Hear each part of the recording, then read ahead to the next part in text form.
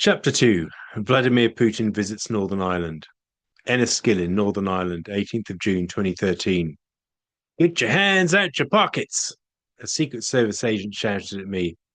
Barack Obama strolled easily down the driveway of the hotel in shirt sleeves, his two guards giving him plenty of width. We were in the safest place on the planet at that time. I reached out my right hand for the US president to shake. A touch taller than me, Obama smiled and said, "You've done a great job." Staff poured out of the hotel entrance to get their Obama moment.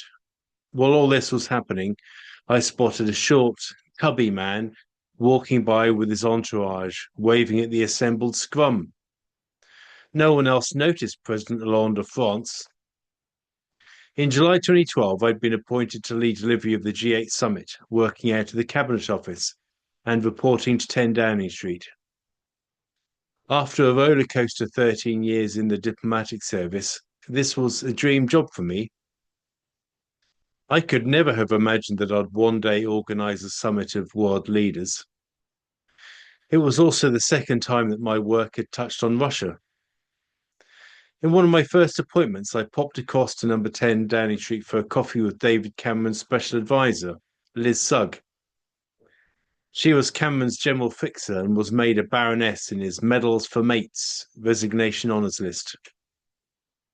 Direct and occasionally abrasive, Liz started from the view that the FCO would strive to deliver a solution that offered every benefit except satisfaction.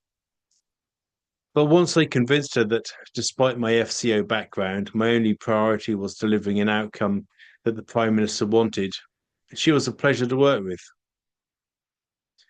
She made it clear that my top priority was to find a venue for the summit. The Foreign Office had spent 2 years combing through 100 venues without success.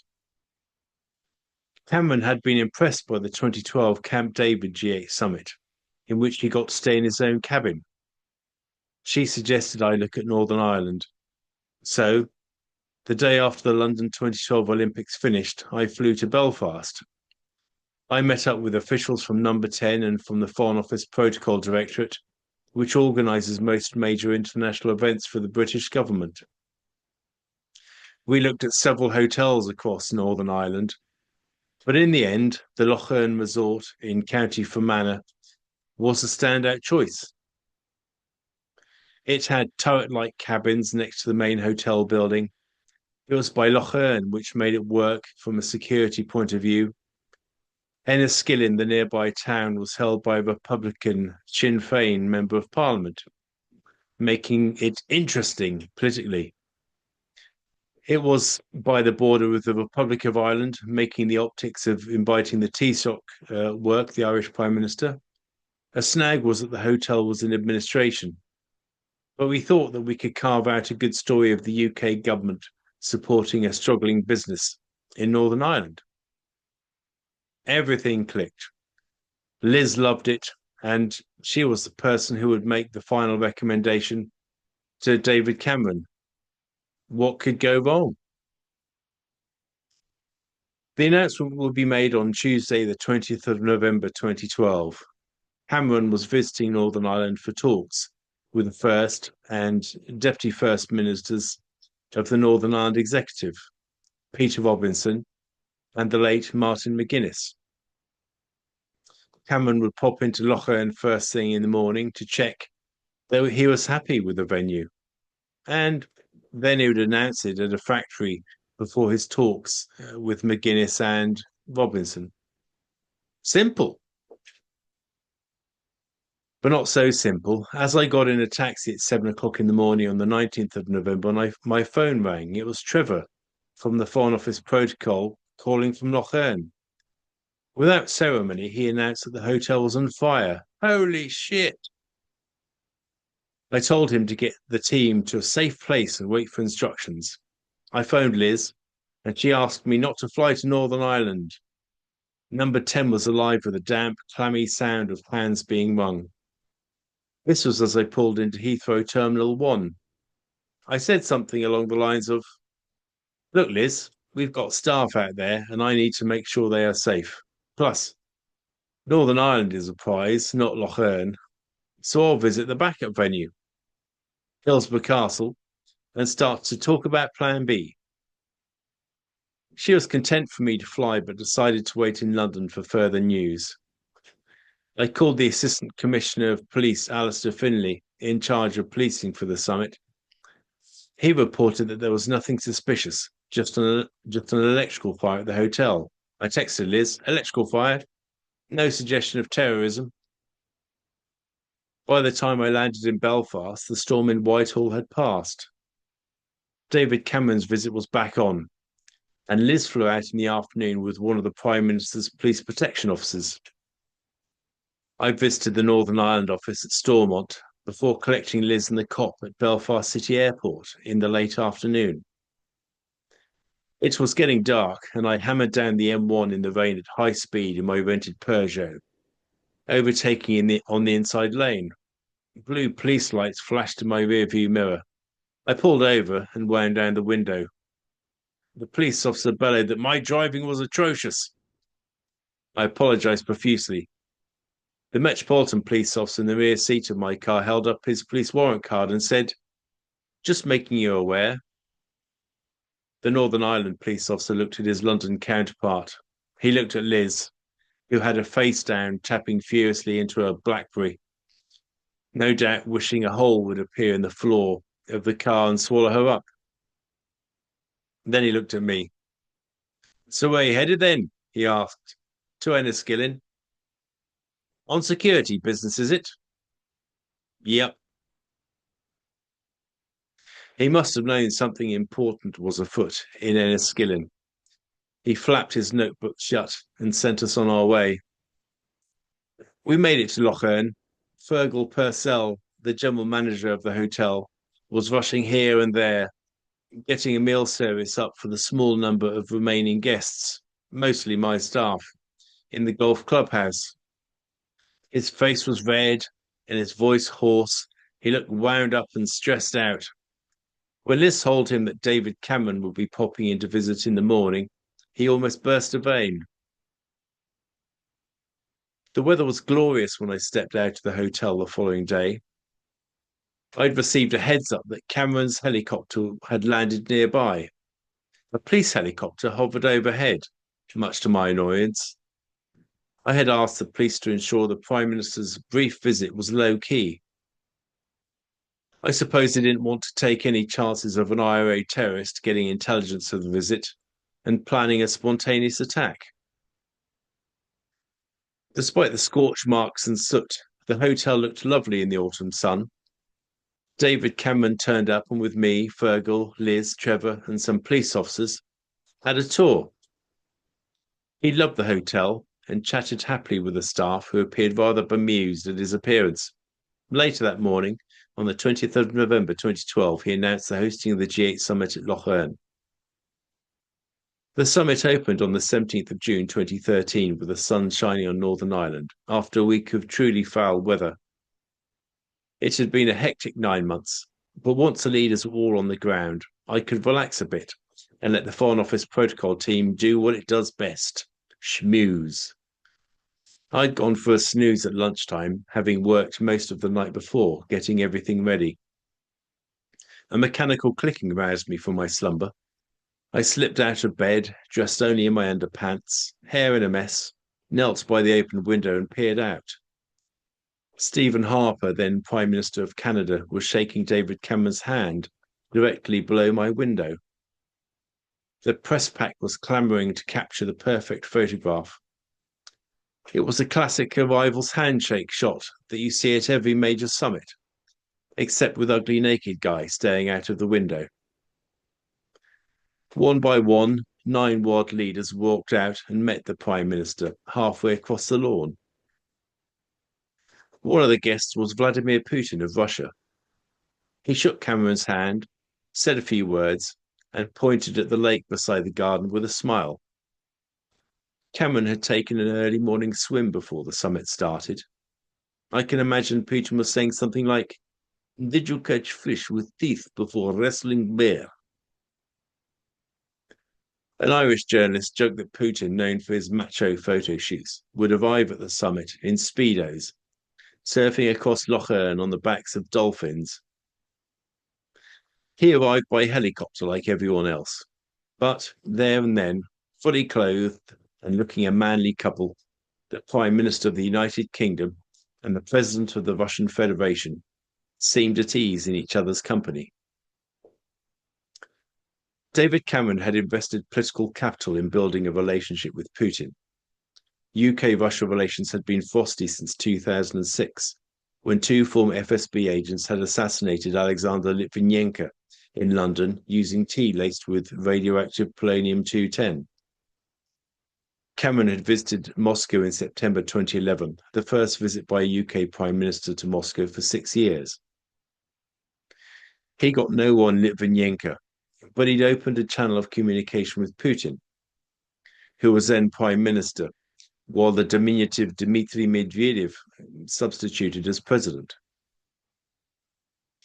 At that time, it was a requirement of Russia's constitution that presidents could serve only 2 consecutive terms, much as in the US. After Putin's 4-year sabbatical as prime minister, Medvedev had nominated Putin to stand for election again in 2012, and surprise, he won by a landslide. So, in the summer of 2012, Putin visited Cameron and they watched a judo match together at the London 2012 Olympics, following talks in Downing Street.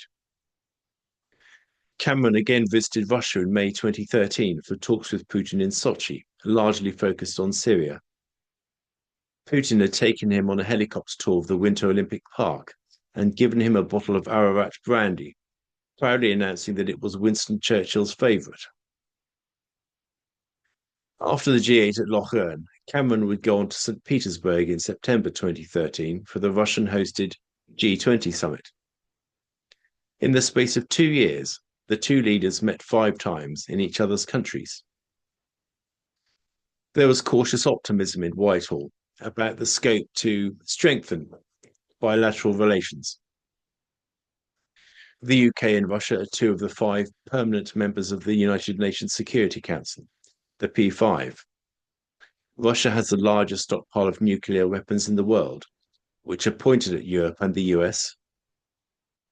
It's vitally important that 2 of the largest global military powers maintain a healthy dialogue, at the very least to minimize the risk of escalation.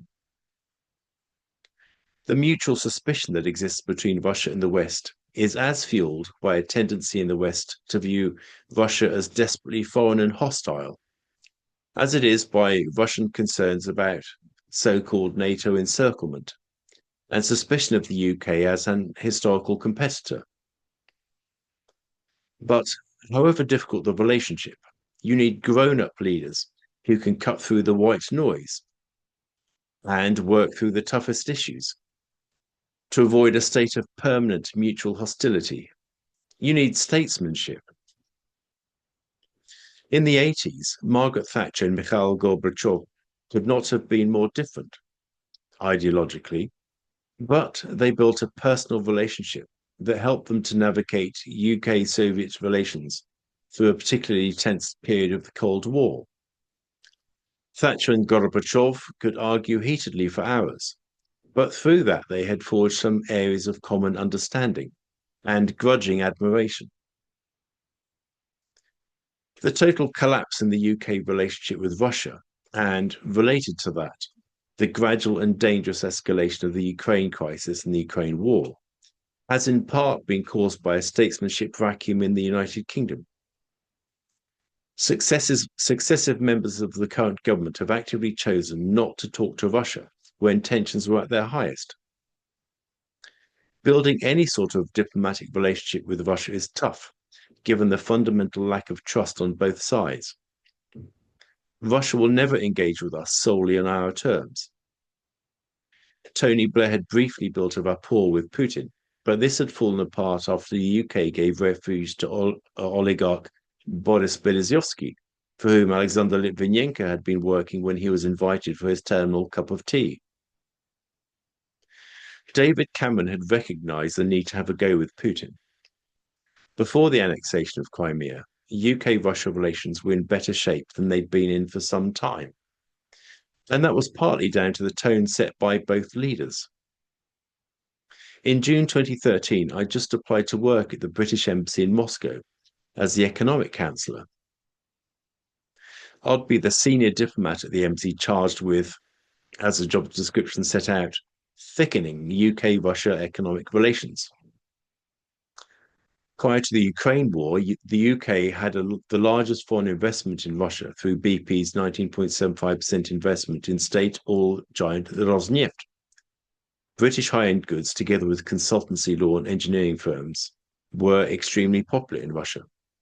But there was scope to do more.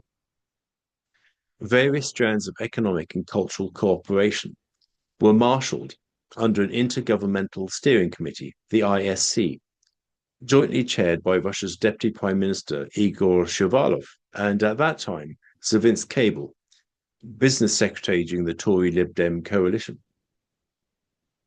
As always, the Russian side focused on the format and the need for dialogue as an end in itself, while the Foreign Office spent its time evaluating outcomes to justify whether the dialogue was even worthwhile.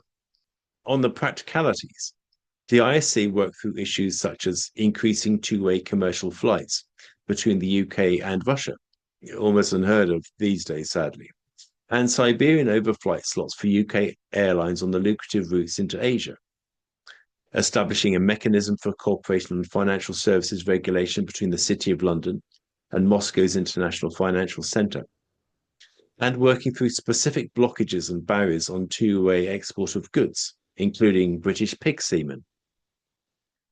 Animal genetics aside, it was exciting. Until that point, my Foreign Office career had been focused on Asia. Then Foreign Secretary William Hague had placed a premium on senior diplomats getting relevant trade and economic experience. When the Moscow job came up, it offered me the chance to work on economic issues for a while and attend the 2014 G8 summit, which was scheduled to take place in Sochi, Russia. 2 G8 summits for the price of one, or so I thought.